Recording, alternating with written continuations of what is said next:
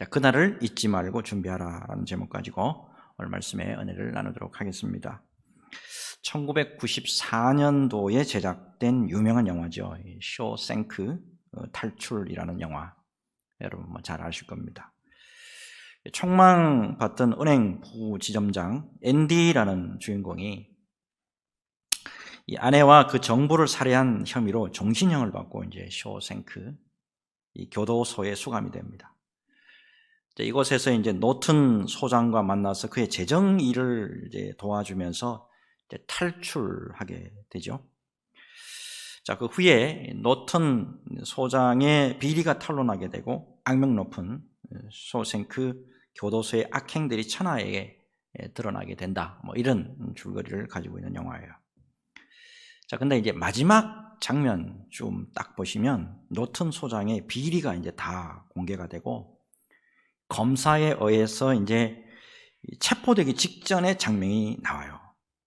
이때 의도적으로 이 소장실 벽에 걸려 있는 성경 구절을 오버랩 해줍니다.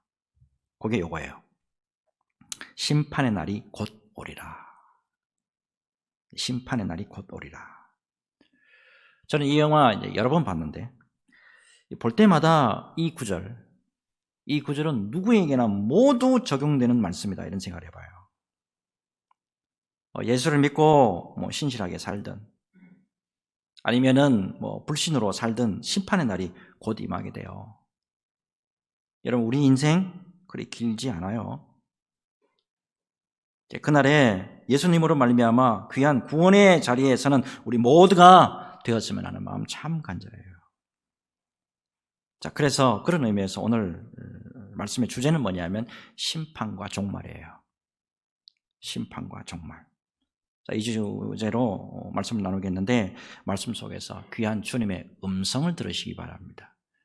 여러분, 이 설교 시간에는 성령이 우리에게 음성으로 들려주는 시간이에요.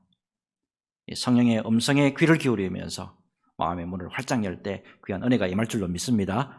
이 은혜로 승리하시기를 예수님의 이름으로 축복합니다. 자, 이제 주일마다 우리가 누가복음 계속 강론하고 있는데, 자, 오늘은 좀 특별한 말씀이죠.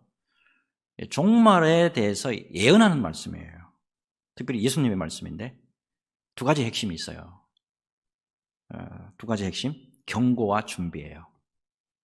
경고와 준비. 특별히 여러분 22절을 딱 보니까 22절 보면 또 제자들에게 이르시되 때가 이르리니 했어요. 때가 이르리니. The time is coming. The time is coming. 그 때가 반드시 온다라는 거예요. 여러분, 근데 이 종말이라고 하니까 내 현실과는 좀 거리가 먼 것 같아서 피부에 잘 와 닿지 않는다, 이런 분들이 있어요. 종말이라고 하니까 나와는 좀 거리가 좀 먼 것 같다, 나와는 좀 상관이 좀 먼 것 같다, 이렇게 생각을 하고 계시는데, 여러분, 종말이라고 해서 꼭 역사적인 종말 이것만 의미하는 게 아니죠. 그것만 생각하니까 이게 피부에 와닿지 않는 거예요. 종말 두 가지가 있습니다. 첫째, 개인적인 종말이에요. 개인적인 종말, 우리에게 반드시 닥쳐오는 죽음, 이 개인적인 종말이에요. 그리고 두 번째가 뭐죠? 역사적인 종말입니다.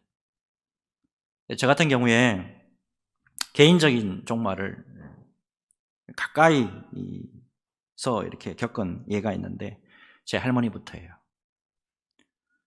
제 할머니가 저를 많이 키워 오셨는데 고생 많이 하셨죠. 주무시다가 76살의 나이로 주무시다가 그대로 돌아가셨어요. 그리고 제 생명의 은인이라고 할 수 있는 분이 고모님하고 고모님이신데 이 두 분도 차례대로 이렇게 돌아가셨어요. 그리고 이제 좀 됐는데 제 아버님도 돌아가셨어요. 이제 누가 남았냐? 제 어머니가 남았어요. 이제 제 어머니가 돌아가시고 나면 그 다음 차례는 이제 저예요. 자, 여러분, 이렇게 생각하시면 역사적인 종말도 반드시 온다, 이게 이제 피부로 실감하게 되는 거예요. 자, 근데 사실 오늘 말씀은 단순히 경고하고 준비하는 그런 차원의 말씀이 아니라고 봅니다. 특별히 예수님이 이렇게 말씀하셨잖아요. 모든 예수 믿는 사람들에게 당부하시는 굉장히 권위 있는 메시지다 라는 것을 발견하게 됩니다.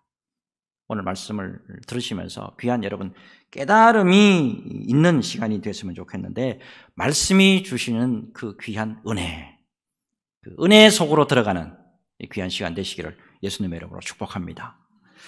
자, 이제 우선 오늘 말씀이 시작된 배경이 필요합니다. 배경을 잘 아셔야 돼요. 왜 갑자기 이 말씀 나오는 거죠? 왜 갑자기 지금 종말 말씀하시는 거예요?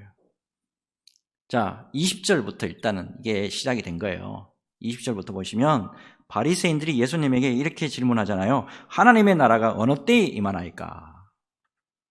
하나님의 나라가 어느 때에 임하나이까? 이렇게 질문한단 말이에요. 이에 이제 예수님이 대답해 주시잖아요. 하나님의 나라는 눈에 보이게 외형적으로 임하는 게 아니고 하나님의 통치를 인정하는 사람들 그 안에 임한다. 그러니까 하나님의 나라는 너희 안에 있다. 이렇게 말씀을 주셨죠.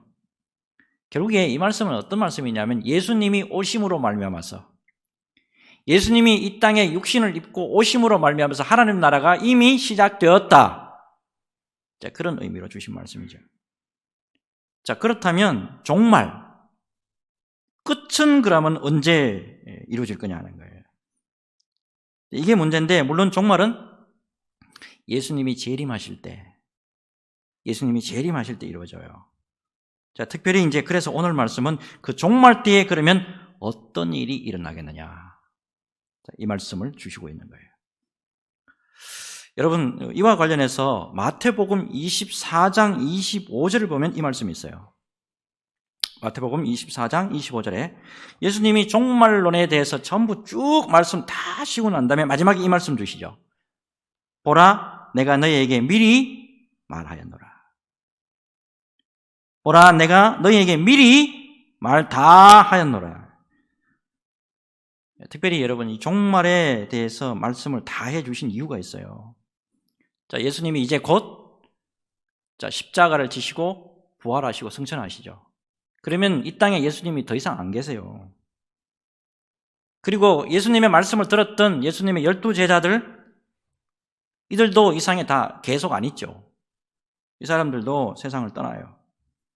자, 그 이후에 그러면 여러 가지 성도들을 흔들 수 있는 여러 가지 일들이 비일비재하게 많이 일어날 것이다 라는 거예요. 그때를 대비해서 미리 말씀으로 경고하고 준비하도록 주신 말씀이 이 말씀이에요. 자, 이제 꼼꼼하게 한번 살펴볼게요. 자, 우선 25절부터 봅시다. 자, 그러나 그가 먼저 많은 고난을 받으며 이 세대에게 버림받아야 할지니라. 역사적인 종말이 있기 전에 먼저 예수님이 고난을 받으시고 이 세대에게 버림을 받고 십자가를 지셔야 한다. 이 말씀 주시고 있죠. 자, 무엇보다도 예수님 재림 전입니다. 그죠? 종말이 오기 전에 반드시 예수님의 십자가 대속적인 죽음이 있을 것이다 라고 말씀하고 있는 거예요. 자, 그래서 여러분 역사를 좀 이렇게 길게 한 축으로 이렇게 쭉 이렇게 좀 보시면 좋겠는데, 결국 예수님의 재림은 십자가 대속 사건의 연속선상에 있고, 또한 예수님의 재림은 어떤 의미냐면 예수님의 죽음과 부활을 믿는 이에게 구원이 완성되는 순간이다. 자, 이 좀 어렵죠? 쉽게 좀 말씀드려 볼게요. 자, 이 예수님의 십자가 사건에서 그러면 종말이 이제 시작이 되는 거예요. 종말, 예수님의 십자가 사건에서 종말이 시작이 되고 예수님의 재림에서 종말의 끝이 온다라는 의미입니다. 결국에 여러분 이 말은 어떤 또 말씀이 되느냐 하면 종말의 끝에 다른 예수가 오고 다른 복음이 올 수 있는 여지가 없다라는 말이에요.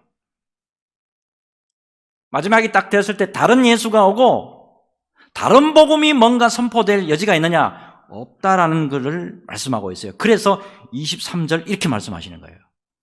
23절, 자, 사람이 너희에게 말하되 보라 저기 있다, 보라 여기 있다 하리라. 요즘도 그러죠? 저기 있다, 여기 있다 그러죠? 그러나 너희는 가지도 말고 따르지도 말라. 여러분, 다른 예수는 우리 죄를 위해서 십자가 지지 않았어요. 다른 예수, 우리 죄를 위해서 십자가를 지지 않았어요. 그리고 부활과 승천 없어요. 그렇기 때문에 뭐라는 거예요? 가지도 말고 따르지도 말라는 거예요.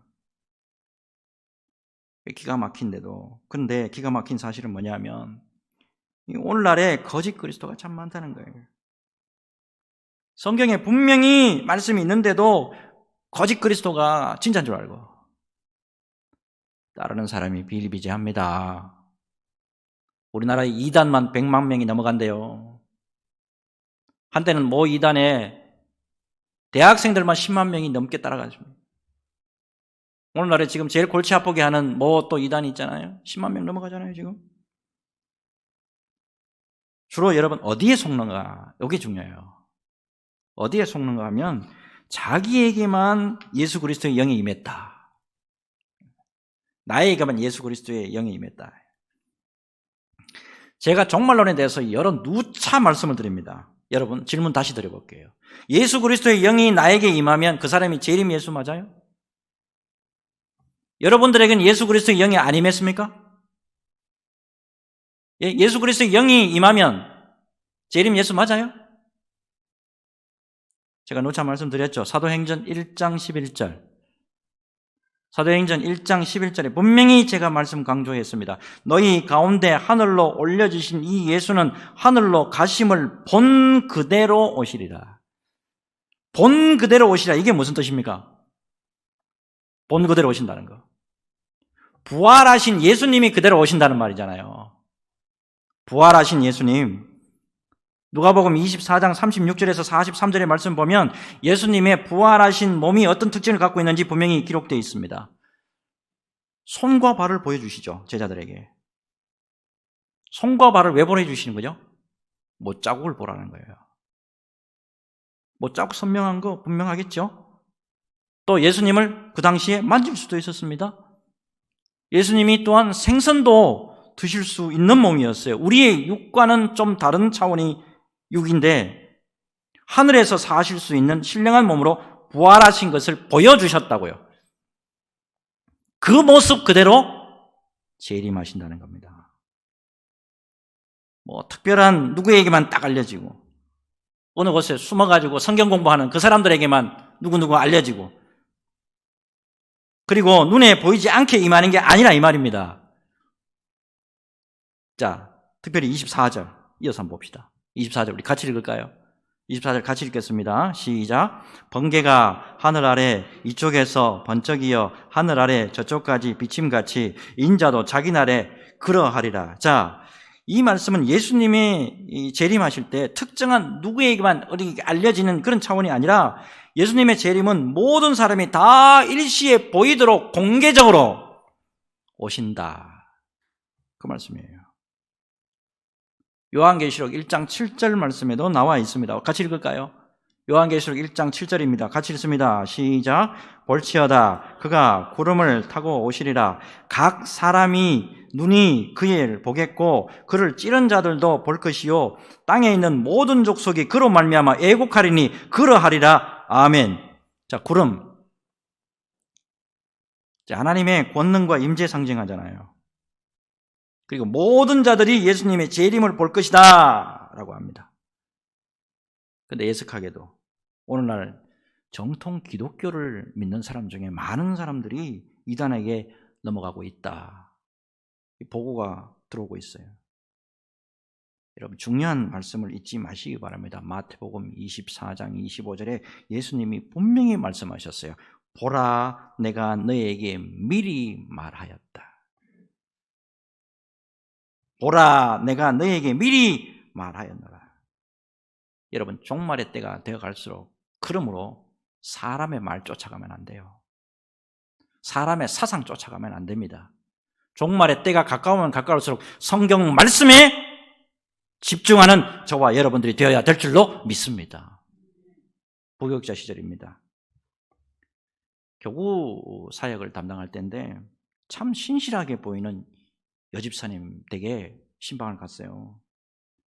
근데 갑자기 이런 말씀하시는 거예요. 자기가 80년대 중반에 대학생 시절에 어느 이단에 갔는데 그만 그 교리에 세뇌가 됐다는 거예요. 그 세뇌를 받고 난 다음에 나름 그곳에서 열심히 막 활동하다가 오래 지나다 보니까 뭔가 아니더래요. 그래서 탈퇴를 해서 다시 기성교회로 돌아옵니다. 근데 기성교회로 다시 돌아왔는데도 불구하고 그날의 기억 때문에 힘듭니다, 목사님. 이렇게 갑자기 고백을 하더라고요. 지금 교회에 돌아와서 교회에서 열심히 봉사하고 있고 겉으로 보면 참 신실하다니까. 그리고 교회 교육 프로그램도 있어가지고 여기에 열심히 참석도 하고 있는데 그때 힘든 일이 자꾸 생각이 막 나고 좌절되기도 하고 어떨 때는 악몽도 막 꿉니다. 너무너무 힘들어요. 제가 지금 어떻게 해야 될지 모르겠어요. 목사님 좀 가르쳐 주세요. 이단에서 탈퇴한 지가 얼마 됐습니까? 20년 넘었습니다. 20년 넘었는데도 힘들대요. 이단의 이 세뇌라는 게 얼마나 악한 영향을 주는지 제가 그때 새삼 깨닫게 됐어요. 예수님의 말씀 다시 새겨보시기 바랍니다. 보라, 내가 너희에게 미리 말하였노라. 다 알려줬어요. 다 알려줬기 때문에 여러분 딴 곳에 여러분 정신 팔리면 안 돼요. 하나님 말씀에만 집중하셔야 됩니다. 경고의 말씀 꼭 기억하시고 바른 진리 말씀 속에서 흔들리지 않고 늘 변함없이 깨어있는 성도들이 되어야 될 줄로 믿습니다. 진리의 말씀에만 반드시 세워지시기를 주 예수님의 이름으로 축복합니다. 자, 이제 다음으로 이제 말씀 넘어가겠는데 재림 바로 직전입니다. 예수님의 바로 재림 직전에 어떤 현상들이 일어나겠냐. 자, 여기 보니까 오늘 노아와 롯의 때와 같을 것이다 이렇게 말씀해요. 이거 일종의 비유예요. 예를 들어서 설명하시는. 자, 노아와 롯의 때와 같을 것이다. 자, 먼저 27절 볼까요? 노아가 방주에 들어가던 날까지 사람들이 먹고 마시고 장가들고 시집가더니 홍수가 나서 그들을 다 멸망시키셨습니다. 28절 29절 볼까요? 또 롯의 때와 같으리니 사람들이 먹고 마시고 사고 팔고 심고 집을 짓더니 롯이 소돔에서 나가던 날에 하늘로부터 불과 유황이 비오듯 하여 그들을 멸망시켰느니라. 여러분, 예수님이 재림하시기 딱 직전에 노아와 롯의 때처럼 될 것이다 이렇게 말씀하고 있어요. 이 두 사람의 때를 여러분 잘 보셔야 됩니다. 자, 노아 때 뭘로 심판받았죠? 물로 심판받았죠? 롯의 때는요? 소돔과 고모라 불로 심판받았습니다. 자, 근데 심판이 있기 전에 모두 경고와 회개의 기도가 있었습니까? 없었습니까? 경고와 회개의 기도 있었습니다. 자, 하지만 보니까 노아 시대 사람들 하늘에 창이 열리고 땅에 깊은 샘이 터져서 홍수가 범람하기 직전까지 먹고 마시고 장가들고 시집갔다. 세상의 쾌락과 탐욕에 중독이 돼서 전혀 심판에 대해서 감각이 없는 거예요. 종말이 예수님이 오신다는 거예요. 감각이 없는 거예요. 예수님의 재림 직전의 모습 또 하나 더 나오죠. 롯의 때와 같다. 롯의 때 보니까 먹고 마시고 사고 팔고 심고 집을 짓고 종말에 대한 아무 의식과 준비 없이 사는 모습이에요. 자, 어쨌든 간에 하나님의 경고에 귀를 기울인 노아 방주에 들어갑니다. 자, 롯은요 소돔성을 떠났습니다. 놀랍게도 천사를 보내셔서 하나님이 빼줘요. 나와! 거기에서 나와! 잘못된 곳에서 나와! 비진리에서 나와! 어둠에서 나와! 나오게 해주셨다고. 자, 드디어 하나님의 심판이 물과 불로 나타납니다. 흥미로운 것은 하나님의 심판이 임했을 때 경고의 말씀 따라서 하나님에게로 돌이켰던 사람들이 많았습니까? 극소수였습니까? 돌이켰던 사람들 많았어요? 아니면 극히 적은 수의 사람이 있었습니까? 예, 극히 적은 수의 사람이 있었죠. 노아 때는 몇 명입니까? 8명. 8명밖에 없어요. 120년 동안의 방주를 지으면서 물로 심판하신다 하나님이 경고를 했는데도 불구하고 8명만 구원받아요.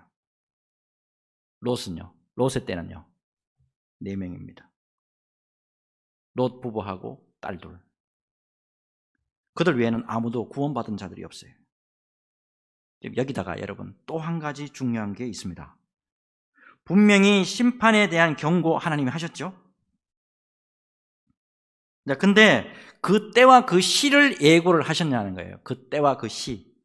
노아야, 몇 년, 몇 월, 며칠, 몇 시에 물로 심판을 할 거야.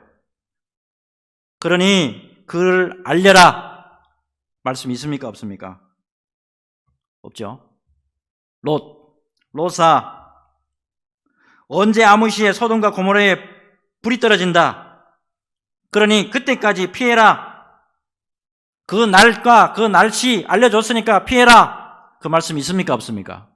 없습니다. 잘 보세요. 경고 말씀만 주셨어요.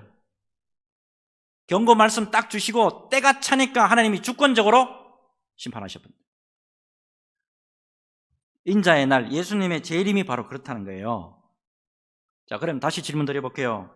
그러면 재림의 날짜 알 수 있습니까? 없습니까? 알 수 없죠. 이게 성경에 나온다니까요, 여러분. 마태복음 24장 36절입니다. 그러나 그 날과 그때는 아무도 모르나니 하늘의 천사들도 아들도 모르고 오직 아버지만 아시느니라. 오직 아버지만 아시느니라. 이게 무슨 뜻이에요? 아버지만 아신다. 이게 아무도 모른다는 거예요. 자, 근데 그 끝은 그러면 전혀 감을 못 잡을까요? 그 끝을 전혀 감을 못 잡을까요? 자, 끝이 어떻게 오죠? 마태복음 24장 14절. 이 천국 복음이 모든 민족에게 증언되기 위하여 온 세상에 전파되리니 그때서야 끝이 오리라. 날짜와 시간은 우리 몰라요. 근데 반드시 끝이 와요, 안 와요? 끝이 옵니다. 또 여러분 중요한 거는 징조는 알 수 있다. 그럼에도 불구하고 징조는 알 수 있다. 이 정도로 좀 정리를 하시길 바라고. 자, 그러면 이때 어떤 삶을 취해야 되느냐? 이 말씀이 나오기 시작합니다. 자, 31절에서 33절 같이 한번 읽어볼까요? 31절에서 33절 읽습니다. 시작. 그날에 만일 사람이 지붕 위에 있고 그의 세간이 그 집안에 있으면 그것을 가지러 내려가지 말 것이요 밭에 있는 자도 그와 같이 뒤로 돌이키지 말 것이니라.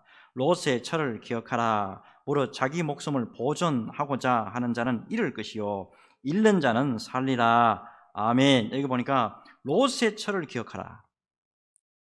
롯의 철을 기억하라. 이게 무슨 말씀입니까? 롯의 철을 기억하라. 여러분 세상에 집착하는 거, 세상 것에 집착하는 거 이거 버리라는 겁니다. 롯의 처가 왜 뒤를 돌아봤죠? 롯의 처가 왜 뒤로 돌아봤습니까? 소돔과 고모라가 어떻게 불로 멸망하나 그거 보려고 호기심이 있어서 돌아봤을까요? 아니죠? 세상 것에 집착 때문에 뒤돌아보지 말라고 했는데 그동안에 얼마나 고생해서 이거 모았는데 세상 것에 집착 때문에 뒤돌아보지 말라 그랬는데 그 경고 무시하고 뒤돌아보다가 하나님이 다 구원시켜줬잖아요. 예? 말씀 주셨잖아요. 끄집어내 주셨잖아요, 또. 근데도 세상 집착 때문에 뒤돌아보는 바람에 소금 기둥이 됩니다. 결국 그날에 세상에 집착해서 살면 멸망으로 가요. 예수 안에서 그러나 회개하고 세상 것 집착하지 않고 주님만 따를 때 구원에 이르게 될 것이다 말씀하고 있죠. 종말에 우리가 다가올수록 그러면 어떤 삶을 살아야 되느냐, 이거 충분히 이제 깨닫게 해주시는 거예요. 지난 11월 22일 월요일입니다. 우리 교회에서 선교 지원을 해드렸던 한태진 선교사님이 1년 10개월에 암투병 하시다가 하나님의 부르심을 받았어요. 자, 근데 참 선교사님의 삶이 참 귀한 게 있는데 그게 뭐냐면 마지막 순간까지 감사를 잊지 않았다는 거예요. 돌아가시는 그 순간까지 감사 노트를 썼더라고요. 대단한 분이에요. 그리고 하나님 나라 확장을 위해서 돌아가시기 직전까지 그 기도 제목을 빼놓지 않고 기도를 했다 이 말입니다. 어쩌면 자기 생명을 살려달라고 하는 기도가 더 우선일 텐데 참 주의 종다워요. 끝까지 하나님 나라를 위해서 마음을 쏟으면서 주님 앞으로 가셨어요. 마지막 기도 제목이 이거예요. 선교지 하나님, 선교지 주님이 보내주신 선교지 코소보로 돌아가고 싶습니다. 주님이 나를 19년 동안에 그곳에 선교하시고 19년 동안에 그곳에 있도록 해주신 그곳으로 다시 가고 싶습니다. 사진 한번 다시 보여주세요. 이 선교사님 한 분 때문에 코소보에 수많은 영혼이 구원받는 역사가 있었어요. 여러분, 이보다 더 귀한 것이 어디 있겠어요? 세상 것에 집중해서 세상 것에 집착하고 아둥바둥하는 게 아니고 여러분, 하나님 나라를 생각하고 주님을 따르는 삶으로 아름답게 우리의 생을 채워가는 은혜의 모습이 있어야 될 줄로 믿습니다. 여러분, 이 은혜로 주님의 기쁨 되시기를 주 예수님의 이름으로 축복합니다. 이제 마지막 말씀 한번 보죠. 자, 그러면 예수님 재림 그 당시, 예수님이 재림하시는 그 당시에 그러면 구체적인 어떤 현상이 일어날 거냐? 자, 34절, 35절입니다. 같이 읽겠습니다. 앞에 보시고 같이 읽겠습니다. 시작. 내가 너희에게 이르노니 그 밤에 둘이 한 자리에 누워 있음에 하나는 데려감을 당하고 하나는 버려둠을 당할 것이요 두 여자가 함께 맷돌을 갈고 있음에 하나는 데려감을 얻고 하나는 버려둠을 당할 것이니라. 아멘. 자, 이날에는 갈색지대가 없다는 거예요. 예? 흑백 정확하게 둘로 딱 갈라지지 중간에 회색지대가 없다는 거예요. 데려감을 얻든지 버려둠을 당하든지 둘 중에 하나예요. 충격적인 것은 누가 하나님의 자녀인지, 누가 하나님의 자녀가 아닌지 명백하게 드러난다는 거예요. 무엇보다도 이제는 더 이상 기회가 주어지지 않기 때문에 후회해도 그때는 소용이 없어요. 이게 무서운 거예요. 자, 제자들이 여기까지 이제 말씀을 듣고 충격이 좀 됐나 봐요. 자, 그러면 어떻게 하면 그 비극적인 일을 피할 수 있습니까? 어찌해야 버림받지 않는 그런 자리에 설 수 있습니까? 그런 의미로 예수님에게 질문을 하죠. 자, 이에 대해서 또 예수님의 답을 해주십니다. 37절이에요. 그들이 대답하여 이르되 주여 어디 오니까? 이르시되 주검이 있는 곳에는 독수리가 모이느니라 하시니라. 여러분, 질문 드려볼게요. 이 주검이 있는 곳에는 독수리가 모이느니라, 이게 무슨 뜻입니까? 그동안에 성경 많이 읽어보셨잖아요. 설교도 많이 들어보셨죠? 이게 무슨 뜻입니까? 자, 이 죽음, 먹잇감이 되는 시체입니다. 먹잇감이 되는 이 시체가 있는 곳마다 독수리들이 모여드는 것처럼 심판받아야 할 죄인이 있는 곳마다 심판이 임한다, 이런 뜻입니다. 좀 더 쉽게 말씀을 드리면 세상 모든 곳에 다 죄인들이 있죠? 세상 모든 곳에 다 죄인들이 있죠? 그러면 결국에 세상 모든 곳에 그리스도의 심판이 임할 것이다, 그런 뜻입니다. 결국에 피해야 할 곳이 어딘지, 그리고 누구에게 피해야 하는지, 어떤 삶을 살아야 되는지 우리에게 알려주는 거예요. 여러분, 예수님과 예수님이 임재해 계신 교회로 피해야 이게 가장 안전한 거예요. 종말이 되면 될수록 예수님과 예수님이 임재해 계신 교회, 이게 가장 안전한 곳입니다. 자, 그러므로 여러분 무엇보다도 주님 오실 때까지 믿음의 사람으로서 여러분 본분을 잊지 말아야 돼요. 우리가 예수 믿고 뭐 해야 될 사람인가? 어떻게 살아야 될 거냐? 이거를 잊지 말아야 된다 이 말입니다. 지난주 금요 철야하고 그 다음에 제가 주중 새벽 기도 때 제가 한번 소개를 해드렸는데 11월 15일입니다. 또 월요일이네요 보니까. 2004년부터 2008년까지 총신대학교 총장을 지냈던 참 신실하신 목사님이고 교수님이고 그런 분인데 김인환 전 총장님이 하나님의 부르심을 받았어요. 11월에 참 이게 안타까운 소식이 전해져서 참 마음이 좀 그렇더라고요. 17일에 총장님의 발인 예배가 있었는데 참 은혜롭게 예배가 진행이 됐습니다. 그 모든 예배가 끝난 다음에 SNS에 어느 총장님의 후배 교수님이 귀한 글을 올려놨던데 제가 읽고 또 읽고 하면서 참 많은 생각을 했습니다. 글을 좀 소개해 드릴게요. 제목이 뭐냐 하면 떠나는 때입니다. 떠나는 때.